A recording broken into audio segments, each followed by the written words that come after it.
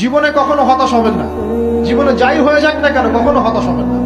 মনে রাখবেন আল্লাহ আপনার রব, আল্লাহ আপনার সাথে আছেন ইনশাআল্লাহ। এই সমাজ আপনাকে যেভাবে শেখায়, কিভাবে শেখায়, এই যে স্কুল, কলেজ, ইউনিভার্সিটি, চাকরি, বিয়ে, সন্তান প্রতিপালন, আর তারপর ইন্না লিল্লাহি ওয়া ইন্না ইলাইহি রাজিউন, এই তো শেখায় নাকি?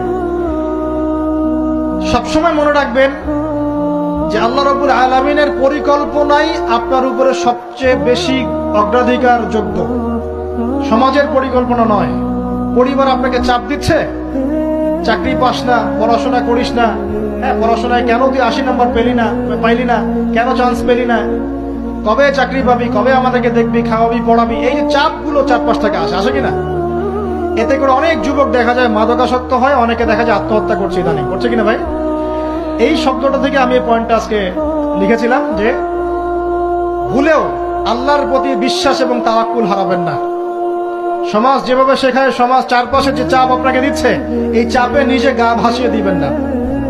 আপনি আল্লাহর কাছে দোয়া করবেন, আল্লাহর কাছে পথ চেয়ে নিবেন এবং আল্লাহর প্রতি তাওয়াক্কুল ভরসা করবেন, কখনো আত্মহত্যার পথ বেছে নিবেন।